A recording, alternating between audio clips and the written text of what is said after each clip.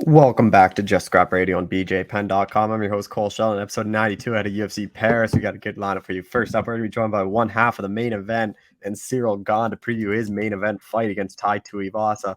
Obviously, Ciryl coming off that loss to Francis Ngannou back in January for the belt. Talked about that. Talked about what he's learned and now getting to headline the first UFC event in his home country of France, which he's really looking forward to. And then about this fight against Tai, obviously a fight that not many people thought was going to come together, especially a couple of years ago. Both these guys seemed like they're going in different directions. With Tuivasa on that 3-fight losing streak, Gane was just getting into the UFC and kind of going on this run, but both of them are on good runs like before the Ngannou loss for Gane, and now he has a shot to kind of reclaim that as the top contender. He thinks a win here, he could be fighting for gold next time out. We're then going to be joined by Fortis MMA head coach Sayif Saud just to get a talk about the gym. A lot of fighters have some fights upcoming. Obviously, Jeff got that win over Vicente Luque. We have Ryan Spann fighting Dominic Reyes, Macy Chiasson fighting Irene Aldana at UFC 279. So a lot of fights upcoming. We talked about the gym, a lot of fighters, and kind of what he's been up to. He's been helping the UFC with a lot of stuff, and a really good chat with Safe as always. And we close things out talking to John Dodson to recap his bare knuckle win, a 40-second knockout win over Ryan Benoit. Dropped him 4 times, pure dominance from John Dodson. We talked about the fight week, fighting in bare knuckle, and what's kind of next for him. He's wants to continue fighting bare knuckle, but he's also looking for MMA fights. So John's hoping to be active and get at least 1 or 2 more in this year. But be sure to share the show, subscribe, and tune in next week for another episode of Just Scrap Radio. All right, we're joined by UFC heavyweight Ciryl Gane, who's headlining a card upcoming here. Ciryl, how's it going, man? Yes, I'm good. And you? I'm doing well. Headlining the first UFC card in France. Like, how special is that for you? Yeah, that's special. And like I say, this is different. This is really different. My last fight was for the belt, and today is different. It's for my country, like front of my country. So this is a little bit special. Oh, what do you think that walkout is going to be like then? What you say? But I hope it's gonna be. You see, I was in London in March. Mm-hmm. If I don't make a mistake for the fight against Volkov and Thomas Pinal, and it was my first event UFC in London. And when I saw the public, it was really crazy. And tomorrow, I hope it's gonna be a little bit like that, a little bit like that. Yeah. Is there any pressure on you because you're fighting at home? Not really, because I got this experience already. In my career in Muay Thai, I was in France. Okay, it was not really big like that, but I fought already in front of my family and my friend. You see, but I'm gonna be really more happy to fighting in Paris, more like Houston or New York or Vegas. You see. And with Tai Tuivasa, was this someone you thought you'd be fighting next? Not really, because I just lost my fight for the belt. So no, I really not expected about this guy. But I'm okay. I'm okay. I'm really okay with that. What have you made of his run in the UFC? Because he's looked very good as of late, and then coming off that knockout win over Lewis. But he's dangerous. He's dangerous. Everybody know that. He's dangerous, like Derek Lewis is dangerous, or Jairzinho, or big puncher with a power knockout. And his career, really nice. This is, yeah, of course he lost some time, but this is a sport. Sometimes you win, sometimes you lost, and today he's in the rush, and that's why he's really comprehensive. Today he's gonna fight against me, so that's why I'm okay with this. How do you think you match up against him? Because both you guys are very good strikers. This is a little bit different striking. I move a little bit more than him. He punch more than me. So if every guy gonna manage with this. I got my footwork, and He got his power of knockout. So we will see. We will see. This is a good matchup. This is a good matchup for the fan of striking. Do you think he's very similar to like Lewis and Ngannou just because they have that knockout power and they kind of look for that right hand a lot? Not really exactly the same because for me he's a bit better. Mhm. He can rush. He can land more than one punch. Derek Lewis is very dangerous on one punch, but he can do two or three, maybe four. So that's why today is more dangerous than Derek Lewis for me, and a little bit faster also. He hasn't gone 5 rounds before though, so do you think that's a big advantage for you? Or he hasn't gone 5 rounds in a while, so like, do you think that's a big advantage for you? Uh, a little bit, but not too much, because I look him like he can do that also. He can do 25 minutes in the cage, maybe not exactly like me because he's a little bit bigger than me. So yes, maybe a little bit an advantage for me. How do you kind of see it playing out then? Comment ça? Uh, I don't know exactly. I'm not a magician, but I want to finish the fight before the end because tomorrow is going to be in front of my fan, and I know my fan want the show, and I want to make the show for for the fan. So I'm gonna finish. I'm gonna try to finish the fight on the striking, or maybe everybody know I can go to the grand game. And you get your hand raised. Like, what are those emotions like getting that big win at home? Uh, like I say, I'm not really stressed about that, Mhm, but this is had more happiness. You see, mhm. is really different. Like the feeling, I can feel it. The people waiting for this from a long time ago. So you have a lot of fan of MMA in France, a lot of fighter also, and it just legalized that 2 years ago, almost. So today, this is something big for my country, and that's why I'm really happy to be here. And also because I'm not the only fighter from Mhm. France. I had a lot of guys like my guys Taylor Lapillus and Nassourdine Mavov. So yes, I'm really happy for that. Oh, if you go out there and finish tie, like, where do you think that puts you? Like, do you think you could get another title shot off this win, or do you think you'd need another fight? I don't know. I don't know exactly. I really don't know.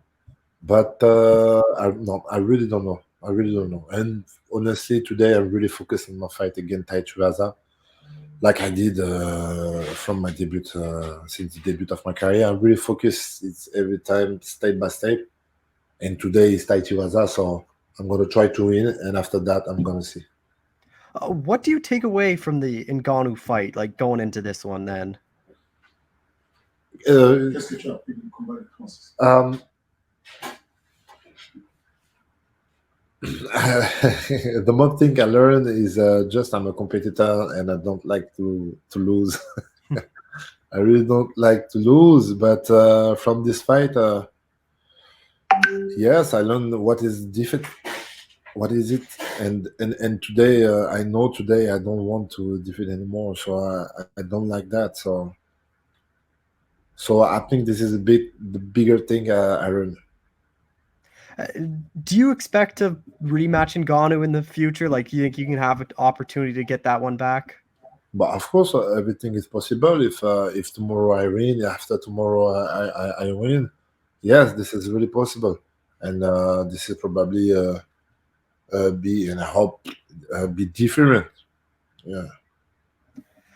And then Curtis Blades has been vocal, saying he wants the winner of you versus Ty. Like, do you think that's a logical fight to happen?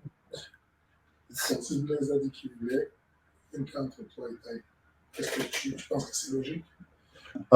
Yes, this is makes sense, and this is really possible. And like I said, I don't know what is the future of the heavyweight division because you have a big turnover.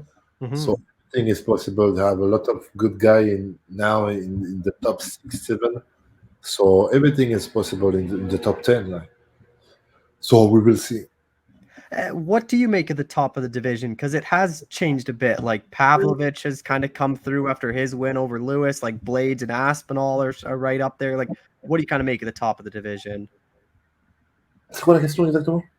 Comment tu penses du top 10? Parce que je change, il y a le gars qui arrive. Yeah, they have a lot of young guy, really fresh guy, fresh blood like Thomas Pina, Pavlovich. This is a really young guy and really tough, really well-rounded. Yes, and you have a whole guy like a Stipe, like a Derek a little bit, and Francis. So yeah, I think it's gonna be really hard for maybe 2 years in these divisions. It's gonna be really hard. The division today, I think, is really better than they are maybe 3-4 years, 5 years ago. You see. And then in December, the rumor is Jones versus Stipe. Like, who would you kind of think wins that fight?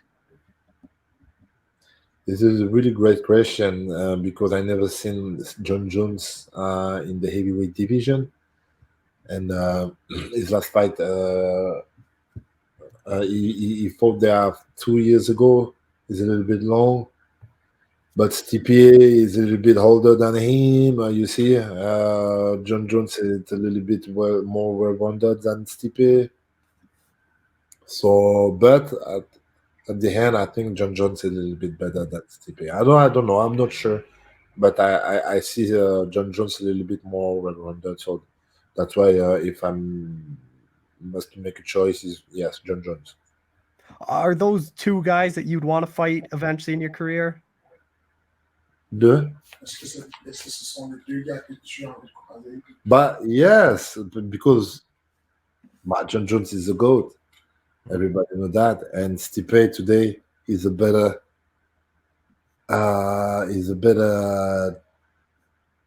yes, he's a better fighter we have in this division because he defending 9 times. No. Combien? 3 times. 2 times? Quoi? 3 times? Yeah, that's it. No? Pas plus? Okay. But today is a better fighter in this division, so this is mean something. Just last thing, like you get past Ty, like what's the goal then for the rest of the year? Like you think this is probably it for you and you'll return next year? Or you hoping maybe one more in? Il te demande si tu bats Ty, quelle est la suite? Il faut que tu dises que tu le veux. Non. Il faut. Alors? Ouais. Yeah, because I was really close to have this belt, to have the gold. I hope today. Okay, I'm okay with this deal to go back like that. But I hope if tomorrow I win, the UFC gonna give me another chance for the belt, for the gold. You see, but we will see. I'm not sure about that, but I hope. Well, Ciryl, I appreciate the time as always. Thank you so much for doing this. Please. All right, we're joined by the head coach of Fortis MMA, Sayif Saud. Sayif, how's it going? Good. How you doing? I'm doing well. I just wanted to catch up. Obviously, a lot's going on with the gym. Like, first thing is obviously Jeff Neal's big win, like 2 weeks ago now. Like, how pleased are you with that performance? Because I think that was the best he's looked since probably the Mike Perry win. Yeah, I was really, really happy with that performance. I think that, everybody knows Jeff's really talented and, he had a rough couple of years. He had, some serious health issues that came up and it kind of slowed everything down and he really went through a lot. And for him to come back and show that form against Vicente, who's one of the best, welterweights in the last few years and, never been finished. It was big for Jeff. And I'm really happy the world got to see him shine and also got to see, the Jeff Neal that we all know and want to see in the octagon. So I was really happy for him. I talked to him after the fight too, and he said like for the longest time it was frustrating because of like all those health issues. Like he felt like he was fine, he just couldn't do the things he wanted to. Like for you when you were coaching him, like was that frustrating to see, like seeing how much work he's putting in, but just like his body wouldn't let him do the things he could? Yeah, I mean, you see these kids work so hard, and up to the fight, he had some issues with his weight. His body wasn't responding on that cut, that he had with the fight before the Ponzi fight. The Ponzi fight, he was kind of starting to come back to himself. It was just kind of coming back. And then now he's really finally back where he kind of, looks and feels like himself. I mean, he just wasn't himself. He wasn't as strong. He wasn't as fast. His body had just been through so much, I mean, when you almost die, when you have that, sepsis and congestive heart failure, and these are big things. These are things you don't ever want to go through in life. There are things that kill people when they get older. I mean, that's just what they are. And his body went through a lot. It was very traumatic, and I think that it just took a long time for his body to kind of come back. I mean, I don't know if you've had COVID or if you've really had a flu. It takes, sometimes like 2 months. You go back in the gym, you're working out, and you're like, man, I just feel like shit. I don't feel the same. And your body just needs to recover and kind of get that groove back. When you're a high level athlete like Jeff, I think it just took some time. So really happy to see him back and all that hard work pay off, and just happy for him as a human being. I mean, anytime you see somebody go through a health situation when they're young, you feel for them, and you appreciate, seeing him back. So. Were you surprised he finished Luque? Just because Luque is like one of the most durable guys like in the UFC. I mean, it's just a dickhead answer, right? When you say, no, I wasn't surprised. I mean, that was our plan. I told Jeff, I said, Jeff, we have to finish him. Mad credit to Bilal. I love Bilal, but, Bilal had just beat him, and no one ever gives Bilal the love he deserves or the respect he deserves. I mean, it doesn't matter what Bilal does. Like, he's that guy. And I get it, man. I mean, like, people want to see knockouts. They want to see all that. And I knew beating Vicente by decision would just, that everyone would say, oh, he's nothing. Well, whatever, he's done. And, fans are really quick to write people off, man. And what they just don't understand is it's so hard in there, dude. It's matchups, I mean, some guys, if a guy grabs a hold of you and he's stronger than you right off the bat, what? You're playing catch up the whole time. I mean, it's not like you're not trying, you just never know until you get into the octagon about those X factors, and fighters know that and coaches know that as well. So people have kind of written Vicente off a little bit if we would have wrestled him or beat him by decision, but no one has ever knocked him out, and no one has ever finished him, and no one has ever really outstruck him that way, except for Wonder Boy, but Wonder Boy didn't finish him even. So I knew that if Jeff could finish and fight the way he can, that it would make a big statement. And I think that's why it was a big statement, was because he finished Vicente, who's so talented. And the way he finished him too in that realm. And now you got to make statements. I mean, when you're trying to make a case for the title, props to the fans and everyone in this regard and the UFC. When you go out there and you knock people out like that, people want to see you fight. And if you do it a couple times, people want to see you fight for the belt. I mean, that's just it, versus a guy who wins a decision or a fight that's kind of boring. It just is what it is. You got to perform. So I think Jeff can do that to any welterweight in the world. And I think he showed that, against Vicente. And then he called out Gilbert Burns, which makes a ton of sense. Like, I don't know if Masvidal will fight him or like what's going on with him. So I think it actually made a lot of sense. Like, Is that something you guys talked about before the fight, or is that something that kind of just came out after the fight that Gilbert was the guy? He's already beat Bilal. Mm-hmm. Them fighting doesn't make any sense. And Bilal's really, really, tough and skilled. And if he wins, he'd move up one spot. I mean, like I said, they already fought too. So no one, rematch. Gilbert haven't fought. Gilbert fought for the belt and knocked down the champion. Gilbert is tough as hell. Gilbert, close fight with Hamzat, great fight. Gilbert's one of those guys. He's a top 3 guy. Colby's going to do something else, and Colby's very smart. I mean, he's a very smart guy. Mm-hmm. He really is. He's very tactical.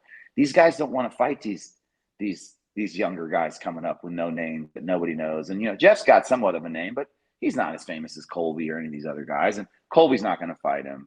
Masvidal, none of these guys are. And I get it. I'm not going to sit here and be one of these coaches that, talk shit and, this, that, like my guy, this guy. I was a fighter. I know how it is. Everybody's trying to make a living and do what's best for them and their family. And it really is a personal thing. This is a business. So I'm not here for all that talk. I'm really, really, I hate it when coaches start interjecting and calling guys out. It's like, dude, are you fucking fighting? No. So just chill out, man. You don't see Bill Belichick and, the coaches in the NFL, talking shit about players on the field that aren't on their team. Like, there's a certain level of class and respect that I think is demanded from this position. And I will always, have that class and respect. And that being said, Gilbert makes sense. He's a very tough opponent. I think Jeff can beat him. I think that Jeff could finish him too, the same way he finished Vicente. I know Gilbert wants to get that back for his teammate, and he's a tough out, and I mean, careful what you wish for there too. I mean, Gilbert's is tough as hell, but I don't see Colby fighting Jeff. That's just not going to happen. The champion is the champion. He's in a different call, and Leon and him are about to fight. So Gilbert just makes the most sense there. And all due respect, we'll see if it happens. And I don't think Gilbert's the type of guy to run away from a fight either. So. And then some other big news of your gym is obviously Uriah Hall retiring. Like, did that catch you by surprise? Because I was pretty surprised when I saw it. No, you know what though? It's always good when you're surprised when someone retires because that means that, like, man, you still held them in high regard. And Uriah had a great run there. We won 4 fights in a row, multiple main events, beat his idol in Anderson Silva, on that Halloween night. And Anderson was whipping everybody's ass since then too. So, and Anderson was tough that night, and that had a tough fight with Sean Strickland, the main event, and then, dropped this fight, had a tough fight. And Uriah doesn't want to be a guy that's just hanging on. He wanted to make a run to the belt. He's had a great career. He's approaching 40 years of age, and it's just, it's time. He's a very talented guy. He's so good at coaching, working with kids. I mean, he might be one of the best guys I've ever seen working with kids in my life. I mean, he's done tons of stuff for the UFC and he does these seminars and he's great. He's just talented and it's time, and look, could he make another run? Sure. Could he fight another fight? I told him, hey, you do whatever you want. I'm going to support you, and whatever it is that you do. And if you change your mind, and you want to, do a fight later on in 6 months or a year or whatever, then we can revisit it. But I think it's a great decision, and I'm proud of him. I'm really proud of what we accomplished. I thought it was great, and I enjoyed every bit of it. And I expect bigger things from Uriah in the future. And as far as teaching and owning his own businesses and stuff like that, I think the future is very bright for him. So, is that something too, where he'll still pop in the gym every now and then and train and help guys out? Yeah. He's teaching right now at the gym as well. So, I just saw him, the other day. And look, man, these guys, I'm so big on talking to my guys about training people, working, teaching, the whole dream for this thing, Cole, is to do what you love every day. I think that's what we all dream about, man, I want to do what I love. And, man, that comes in different forms. I mean, I used to fight and I was young and tough. And then I started falling apart and, and my story ended. So, pretty quick, really, before I could really even get it where I want it to be. And at the time I was so heartbroken by it. I was like, man, why is this happening? But I always wanted to coach and I always wanted a gym. And now looking back on it, right, it was just the way the ball bounced for me. And it got me started earlier on coaching. It got me going and I had a real fire burning in me because my career had ended, got kind of cut short. I wanted to go to the UFC, fight one fight in the UFC, but undercard fight, one fight and retire and say, hey, now I want to coach. I was like, that'd be awesome. Like, no one does that, right? I was like, that'd be awesome. And got to 3-0, was on, Jackson's was the greatest team in the world back then. It was the golden age, had, Rashad cornered me, Greg cornered me, it was living the dream.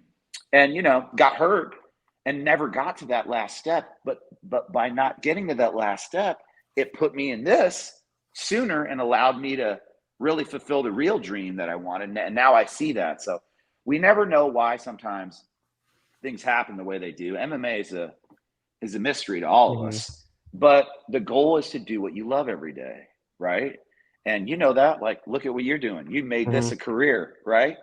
And that's it. And Uriah has so much more to give in the martial arts space. And so do all my guys. You know, I've got 6 athletes right now teaching at my gym that are all in the UFC right now. And, but just so cool for the students. They get to watch, you know, we've got a highlight running now with, you know, 20 plus fighters, you know, all their fights going on from when they're in the contenders to the UFC. And it's just cool. Everybody's a part of it. It's really an organic thing at our gym. And I'm really big on that. So we celebrate, you know, the career, we celebrate the accomplishment, we celebrate everything that all these guys have done, all these athletes have done. And Uriah did a lot. And we move to the next phase, you know, and fighting is just one part of that. And I really believe that because I did it myself. And I really think that there's so much, you know, awesome stuff coming. The sport is exploding and growing so much every day, exponential growth.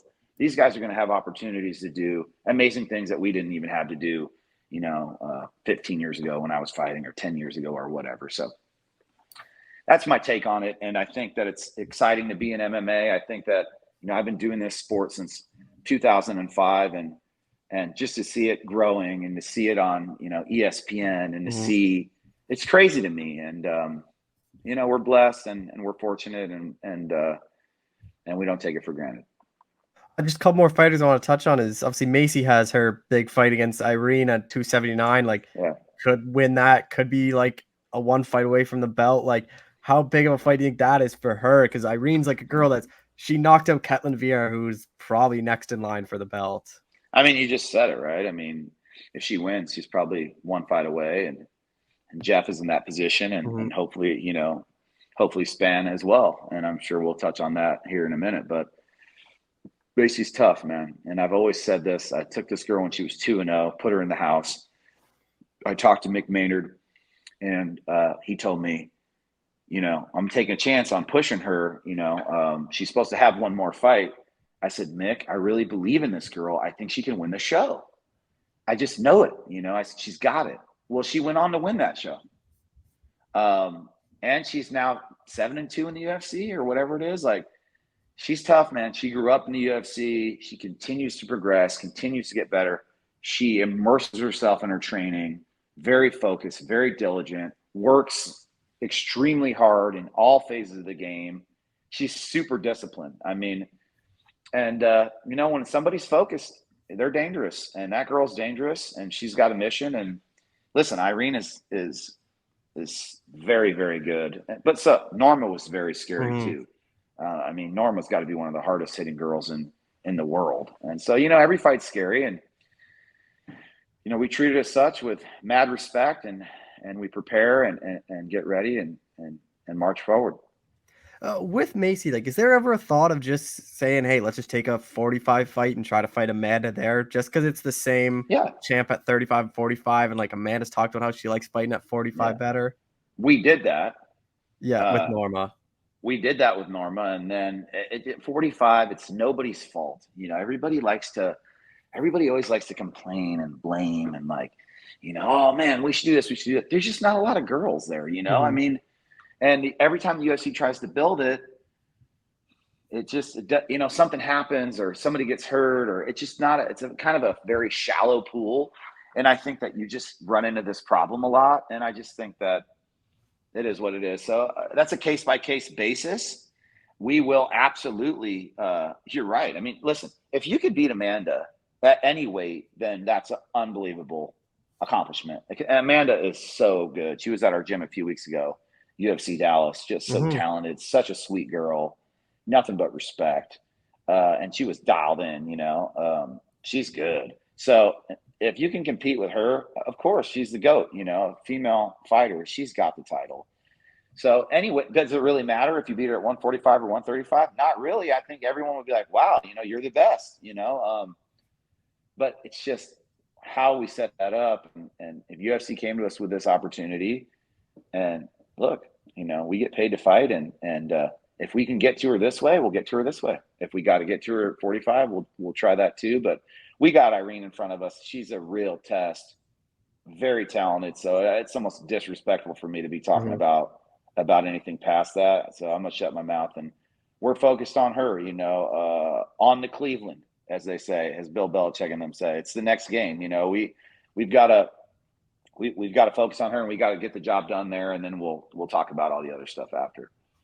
You just mentioned there, and I did want to talk about it. Like, what was that like having Amanda come to the gym? Like, obviously your gym is in Dallas, but like having one of the best fighters to ever live want to come to your gym and train there. Like, what was that like for you? Yeah, I mean, listen, we're a small community, man. It's really a tight-knit thing. And if people knew just the respect level and just kind of how it works and how everybody is in the UFC and how close everybody is, and like, there's some bad blood, but man, it's so pure, I mean, in the end of the day, you go in there and you throw down and that's it. It's over. And we treat everyone with respect. We had everybody come through the gym, UFC Dallas. It's our town. We got to host it. We took everyone to dinner. We took care of everybody.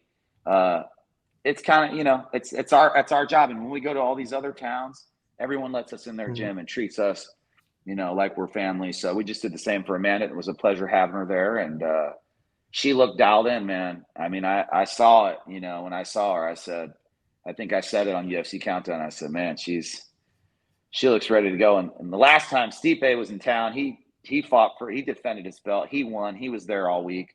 So it's good luck in Dallas. Whenever you're in Dallas, you come train at the gym and you get that title. So we kept the streak alive. We're 2-0 on that one right now. So yeah, we're happy for her. And yeah, she did great. And then you mentioned this guy a bit ago, but like Ryan Spann, like that's obviously a massive fight, like MSG, Dominic Reyes. Like, yeah, how kind of excited were you and him when you guys got the call for this fight? Man, it's excitement, but I just, for me, I know how good these guys are. Jeff, Ryan. Ryan is one of the scariest dudes that gets in the octagon. And yeah, he slipped on a couple banana peels. He's lost a couple fights. And it's funny how people are like, oh man, that's it. It's like, dude, just like any sport, right? It takes a little bit of time for these guys. And, these guys were all undefeated. Jeff was undefeated. Ryan was undefeated to get in the rankings. And then they won some and they lost some, but now they're really starting to grow and get comfortable there.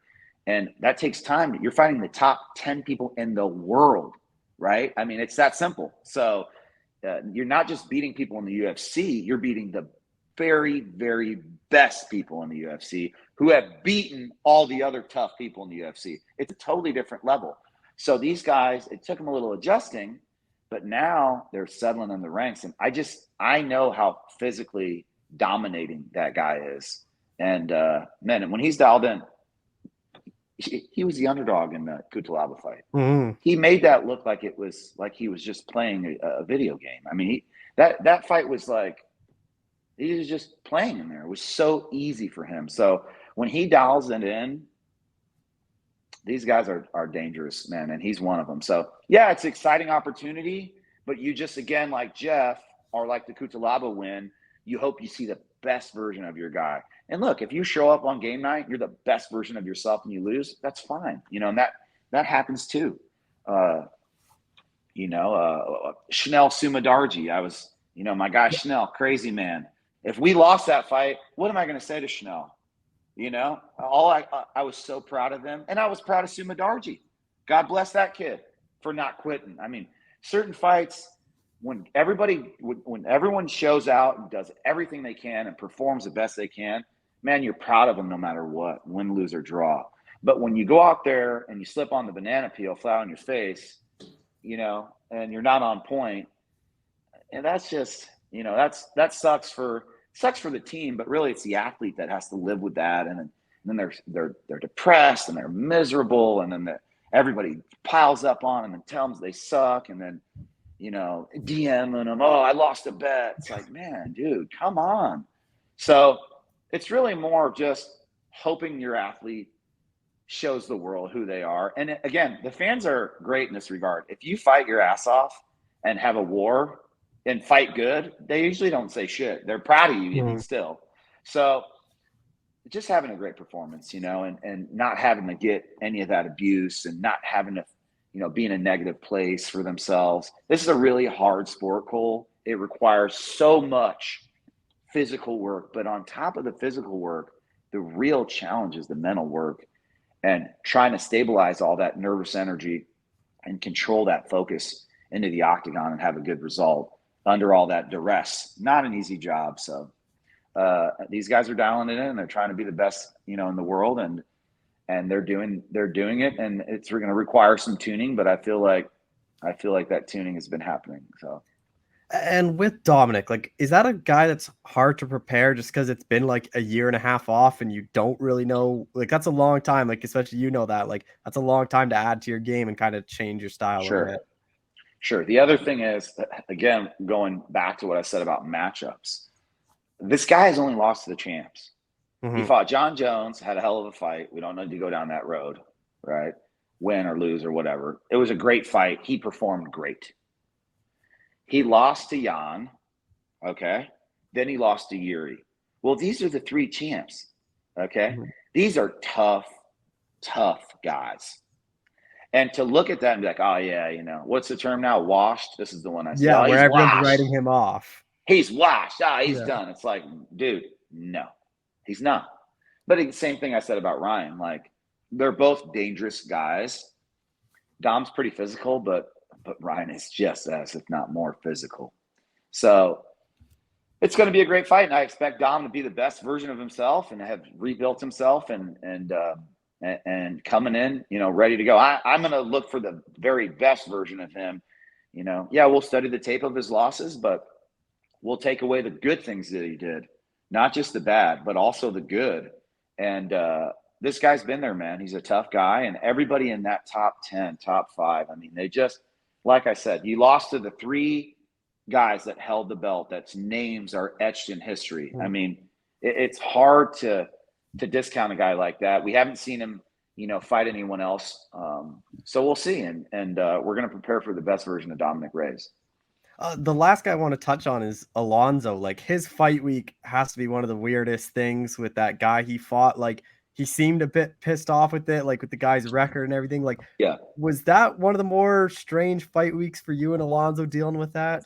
I mean, look, we just kind of blocked it out. I had gotten some videos of this kid. Somebody had sent me some videos on the internet because we're looking for all of his fights all week. We could, or for the whole camp, and we found some. And I had identified one where I saw him on his back, and he kind of gave up. And I was like, there it is. Like, this guy's dangerous. He obviously was sauced up and stuff and was bigger and smaller because he looked like a different guy. But the guy was dangerous. I mean, yeah, he had a messed up record and all that stuff. But, he was throwing bombs in there, whether it was because of I don't know what, or I don't know. But on the ground, he showed some quit. So that was our plan, was to take him down and crucifix him and elbow him in the face. And Alonzo did it perfectly, exactly how we wanted him to. And he didn't really let it bother him. And it didn't really bother me. We had a job to do. We got it done. But what bothered him was the guy was talking to him in the middle of the fight a little bit, like saying shit to him. And that didn't work out very well for that guy. So, and I think that's what pissed him off. Alonzo's not really much of a shit talker. He doesn't, he's not a disrespectful guy. He's a quiet guy, but I don't think he appreciated the disrespect. And I think that's kind of where that little eruption came from. But we move on, man. Like, usually we say all the best to our opponents. I don't know. That guy might be a bad guy. It seems like he's lied about some things. I don't know his character, so I won't say anything. But yeah, all the best, man. Whatever, God bless, good luck. And we move on and it's on to the next one. I mean, really, you're just looking to get the job done, and everybody's dangerous in there. Even a guy who's got a padded up record. If you zig right instead of left, and you get knocked out, it's even worse getting knocked out by that guy. Right. And then you find out that this guy's a total whatever the hell he was. So dangerous fight in a different way, I guess.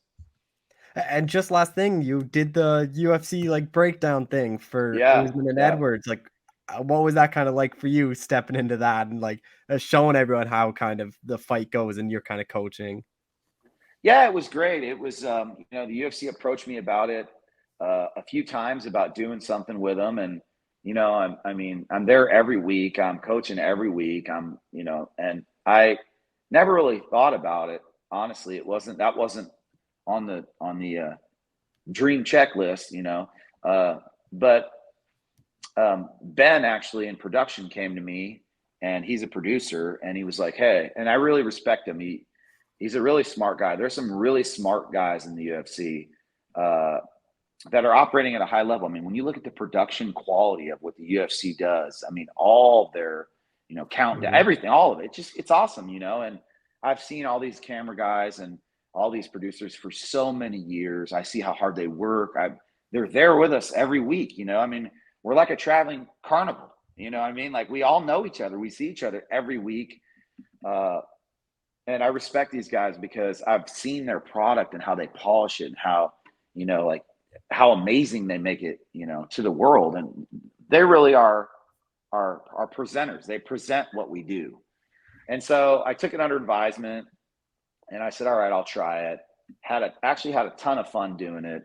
It was really challenging. It was something different, but I really enjoyed it. And I thought, if it can help anybody understand the sport a little bit, also a little appreciation on Kamaru Usman and how talented he is and how amazing of a run that guy's really had.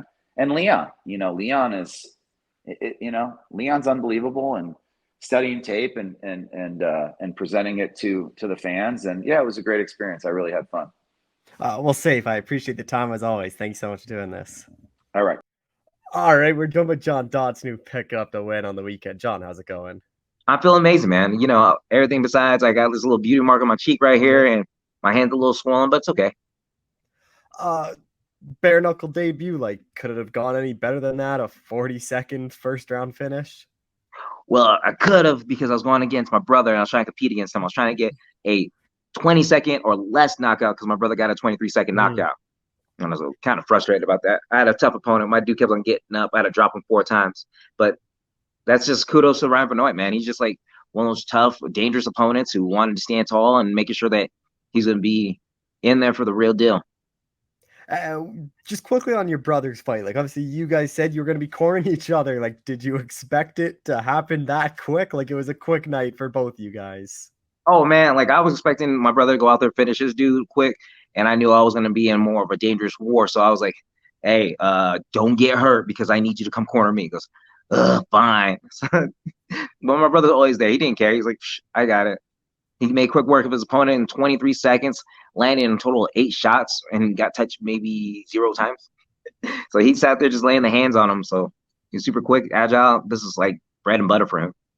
Seeing what he did, did that just give you a lot more confidence going into your fight? Absolutely, because my brother, he was one of my longest training partners ever. And seeing him inspired me to go ahead and just be able to go ahead and do the exact same thing. I know we have a competition with each other, but at the end of the day, the hardest part for me for fighting and fighting in general is coaching. And seeing him, he's just my nerves get all twisted. I have butterflies in my stomach. I'm more nervous for him to fight than me. Because when I was out there, I was cool, calm, and collective. And when my brother was out there, I was shaking my boots because of the fact that I was just nervous. I can't control his outcome because he's his own person, And then going into this fight against Ryan, we talked about how it was going to be a unique thing for you just because you've never done bare knuckle. When you kind of got in there and you landed the punches, did it just kind of feel like a normal fight to you again? Absolutely. I just realized I need to continuously hit him one after another, after another, after another. And then I felt him land a couple of shots and I was like, nope, can't let him keep on hitting me. Just keep on going. It was like a Finding Nemo moment. I was like, keep on swinging, keep on swinging, keep on swinging. And then were you surprised you dropped him that quickly? Because this was a guy that was super durable in the UFC, fought some heavy hitters at flyweight and never even really got rocked or dropped really. No, I wasn't surprised at all. I knew going back down to flyweight, I was one of the most dangerous strikers in the world. Going to 35s, I had the power of being able to hurt 45 pounders and 35 bantamweights, whoever wanted to step in front of me. I just kept on being battle tested and battle ready. If you look at it, I'm the only one to drop Pierre Jean. So everyone else keeps on talking about how he keeps on knocking out and just annihilating everybody when he hits them with hands. But I turned that dude into a wrestler when he fought me. So. And then with this fight, I know it was short, but did anything surprise you in there, or what? Or is it just kind of how you expected it? It's how I expected it to be. I knew that if I came out swinging hard and fast, I was going to have to be more accurate going into this. Bare knuckles, all about precision. It's not about having those fancy slips and ducks and not and blocking and eating these shots. Granted, I know the fans love to see that, but as a fighter, our perspective is we have to be first to hit and last to get touched. So we're just moving in and out every single time. Yeah, that's something you said to me before the fight was how you thought like you were gonna get that quick knockout because you said you're gonna be the first and the last to land. So I know 40 seconds is pretty early, like, but did you like think it was gonna be like a sub-minute one going into the fight? Be honest with you, I did a lot of talking to make it all pretty much to hype up this fight, get more people to watch this. But this, at the end of the day, I'm very lucky that it happened that way. We've already seen how my fights normally have been turned out as of lately. They've all gone to decision, and it feels amazing to pick up another knockout victory. And then I know something we talked about as well is how you wanted that quick finish because you want to fight again. Like, when is kind of that time frame for you to return then? Shoot, I can return whenever they allow me to. Like, it doesn't matter if it's BKFC, any other MMA promotions. Hopefully, I can start solidifying the fact that I am a dangerous threat. I just got done watching Demetrius Johnson sit there to reclaim the title, being the world's greatest mixed martial artist at flyweight. And I know people are going to sit there and try to judge me on this. I'm not talking about him winning the title back at ONE FC. I'm talking about getting the recognition of being the #1 fighter in the world. And then with MMA, like, are you kind of just going with one-off fights in MMA? Like, you don't really want to sign like a multi-fight deal with the promotion, or is that something you're still open to? I'm still open to it, but at the end of the day, I really want to be able to bounce back and forth. Bare knuckle has been so kind to me, and I want to make sure that I can keep on growing in this sport as well. I want to have the success of being able to do bare knuckle boxing and anything else that's going to venture my surrounding areas. I want to be able to go ahead and branch out to so many different combat sports that allows me to go ahead and just be as free as a bird. I want to keep on growing as an individual, but not only that, I don't want to stay stagnant and having the same repetition. I know everyone keeps on complaining about me spamming that left hand, but that left hand seemed to work. Mm-hmm. And then the other thing we talked about too for the fight is how weird it was going to be when you drop someone to not try to follow up and jump on them. Like, is that something you like in the middle of it? Like, did you have to like keep on saying over to yourself, like, don't go on top, don't go on top? Yes, because the first round I did, he dropped a knee and I kept on firing uppercuts, and they're like, John, I had to walk away. It's like, walk backwards. Like, yep, sorry. I was like, I did not mean to go ahead and keep on hitting them. I know you guys said I'll get DQ'd if I continue to do this. But it's just a hard habit to break. I'm so used to following my opponent all the way down to the ground and finishing it. And that was where I've always had so much success. Like later, or actually in the earlier parts of my career, everyone saw me drop them, and I would always continue to follow them up on the ground and just continue having those heavy barrages that nobody can wake up from. But then on the flip side, like, how beneficial was it where you had Ryan hurt and you didn't have to worry about a guy diving for your legs or just kind of holding you up, kind of just stall until they get their cob, like they're clear? Actually, you know what? I was kind of digging it a lot more because the fact that I knew I had him hurt, he was wobbled. If I jump back on him, I can go ahead and solidify the win.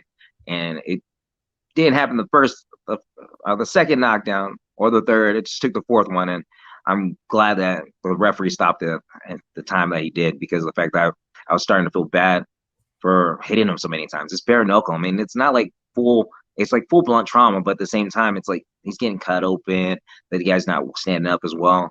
And I like the guy. Ryan Benoit's actually a really nice kid. I wish nothing but the best for him in the future. Yeah, you're averaging about a knockdown every 10 seconds. Like, that's not a bad fight then. No, it's not a bad fight for me. For him, it was, but yeah.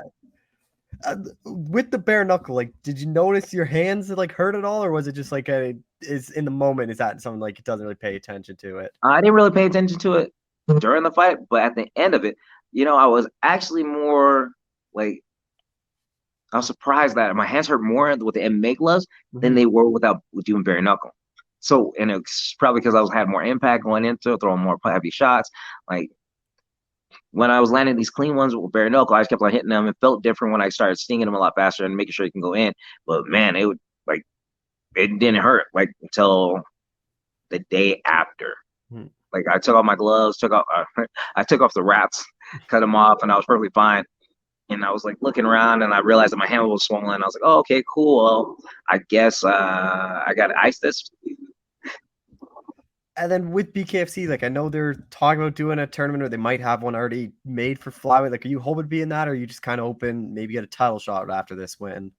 Don't matter to me. I'm open to do, if they would need me to jump into this flyweight title contention, I'm down to do that. Hopefully, I thought this was going to solidify the fact that I am the best 125 I've ever seen. Like I came in there with sheer speed and shock and awe, and I silenced the whole crowd. I know there's a lot of guys that are young guys sitting there that have already fought for promotion at once or at 125 or trying to make a name for themselves, and they're looking to see if they can make a name off of me. But I can tell you the truth right now, nobody's making a name off of me. They're going to be added to my highlight reel. Yeah, and I think you surprised a lot of people too with like your power doing that, like we talked about before, doing that with Ryan, especially bare knuckle, like, and then dropping him that many times. Like I think you made your case right there that you probably should be fighting for the belt next. Yeah, I would told you I'm like the best fighter in the world at 125. So I want to solidify that, and I want to scare as many people as possible. So if they want to step up and challenge me, they need to be prepared to be able to take those shots, to get back up, or if not, they can't get up, then they can just stay down on the ground and cry to their mom. And just last thing, like you fighting back at home with your brother, like was that kind of everything you expected with the crowd, or like how was kind of fight week like for you being back at home?